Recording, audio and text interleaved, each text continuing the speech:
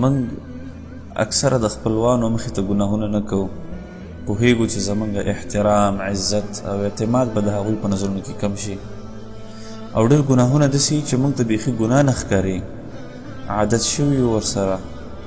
صحیح ده په دنیا کې خو به یو انسان د خپلو ملګرو، دوستانو، بچو مخې ته ګناهونه ونه کړي، الله تعالی موږ ته ګوري او د الله تعالی نه نشو پټېدی. یوه ورځ به د هغه په عدالت او محکمه کې ودرېږو، دا ټول خپلوان، شاګردان، بچي، دا ټول به ولاړي او الله تعالی به درانه د یوې یوې لحظې پوښتنه کوي، د یو یو ګناه پوښتنه به رانه الله پاک کوي او موږ به د هغې جواب ورکوو. بیا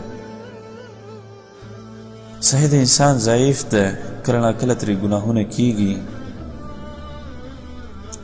زنا، غلا، قتل، ملاوټ، غش، هر څه کوو. افسوس خبره دا ده چې موږ ته احساس د ګناهونو نه کیږي، ځکه زموږ زړونه کلک شوي دي، زموږ زړونه تور شوي دي، زموږ زړونو باندې دا ګناه اثر نه کوي. موږ سره احساس نه وي چې ما یوه ګناه وکړله او الله تعالی د ما نه خفه شو.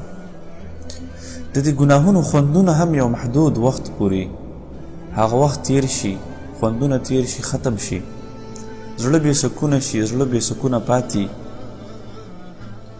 که فرض که وغواړو چې وخت مو ښه تیر شي، زړه مو په سکون کې، په راحت کې، دنیوي مشکلات راته اسانه وي، مصائب را باندې په اسانه تیریږي، نو دې لپاره ټولو نه اوله خبره دا ده چې موږ الله تعالی ته توبه وباسو، او په توبه کې زموږ او ستاسو کامیابي هم ده. الله تعالی په قرآن کریم کې فرمایي وتوبوا الى الله جميعا ایها المؤمنون لعلکم تفلحون.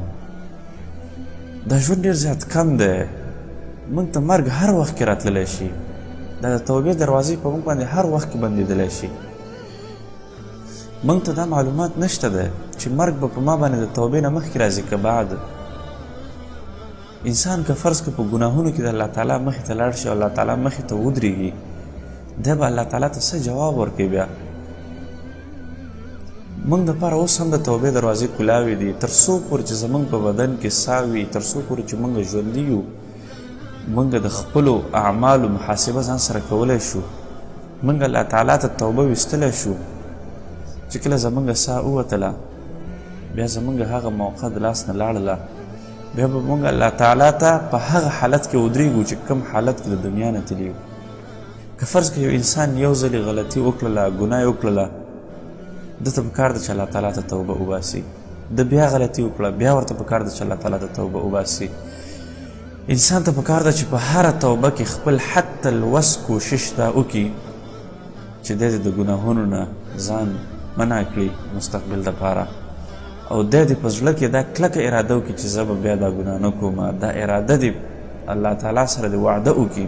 که فرض که یو انسان د ځمکې نه تر اسمانه پورې ګناهونه وکړي، ده ته بیا هم د الله تعالی د رحمت نه ناامیده کېدل نه دي پکار. الله تعالی په قرآن کریم کې فرمایي لا تقنطوا من رحمت الله، د الله تعالی د رحمت نه کله هم ناامیده کېدل نه دي پکار. ان الله یغفر الذنوب جميعا انه هو الغفور الرحیم. که فرض که یو انسان د ورځې 80 ځلې ګناه وکړي او دی 80 ځلې توبه وباسي او دنه بیا هم ګناه وشول او بیا هم توبه وباسي، الله تعالی د ته مغفرت کوي. تر څو پورې چې زموږ په بدن کې ژوند وي، ساه وي، نو موږ سره د توبې دروازه کلاوه ده.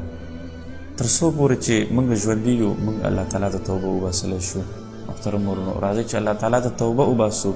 په توبه ویستلو باندې وخت نه لګېږي، په توبه ویستلو باندې ډېر قوت نه لګېږي. الله تعالی ته که فرض که موږ توبه وباسو، الله تعالی به د موږ نه ډېر زیات خوشحاله شي، او موږ ته پکار دا ده چې هغه حساب چې کوم به الله تعالی د موږ نه په قیامت کې اخلي، د هغې نه مخکې د خپل ځان سره حساب وکړو، او د هغې حساب، هغه لوی حساب دپاره ځان برابر کړو چې کوم په موږ او تاسو ټولو باندې یو ورځ راتلونکی دی.